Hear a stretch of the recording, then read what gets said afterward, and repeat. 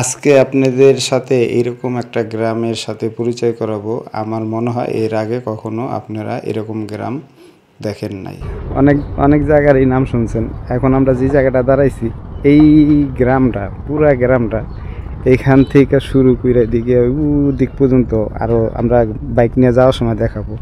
পুরা গ্রামটাই হয়েছিল আপনার ট্রাক ড্রাইভার, ট্রাকের হেল্পার, ট্রাকের লেবার, হ্যাঁ, এগুলা সব এই জায়গায়। এবং গাড়ির মালিক, এই যে ট্রাক রাখা আছে, আর যেই দোকানে এই যে চা খাইলাম, এই ভাইয়ের ছোটো ভাই মারা গেছে এই রোড অ্যাক্সিডেন্টে, মানে এই গাড়ি চালাইতে যাই ওনার বাবাও মারা গেছে গাড়ি চালাইতে যাই, এই জন্য গাড়ি সব বিক্রি করে দিছে। তো এখানে বাতাস, দারুণ বাতাস। এই সাইডটা রাস্তার এই পাশে হইলো এই গ্রামটা, আর এই সাইডটা দিয়ে এই যে এখন আমরা উঠুন, ওই যে ওই পুরাটা হইলো একটা হাওর। যখন এই ঢাকার থেকে যাইবেন এদিকে বাম সাইড এই পর্ব হাতের একবার ব্রেক দেওয়া দেখেন, ভালো লাগবে। এটা ঢাকার রোড। ঢাকার থেকে যাওয়ার সময় এই জায়গাটা, এইখানে যার জন্য ব্রেক দিবেন, একেবারে পুরো ফ্রেশ হয়ে যাবেন বাতাস, কারণ এইদিকে হলো হাওর, সিলেটের রোড। আর এই জায়গাটার নাম হচ্ছে বৈশামোড়া। আমরা যাওয়ার সময় এইখানে ব্রেক দিই। আর এই যে এখন চাপকল থেকে একবারে টাটকা পানি নিয়ে আইব। ভাই বৈশামোড়া বললেন না জায়গার নাম? বৈশামোড়া না? বৈশামোড়া।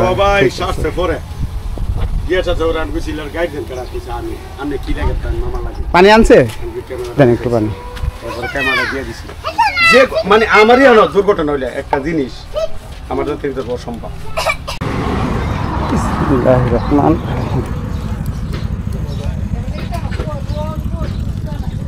বিসমিল্লাহ।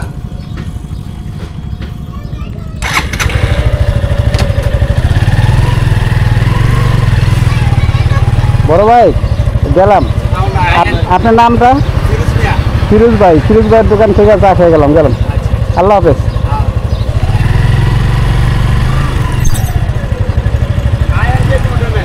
ইনশাল্লাহ সিলেট রোডে গেলে, এই রোডে গেলে আপনার এই জায়গায় ইনশাল্লাহ।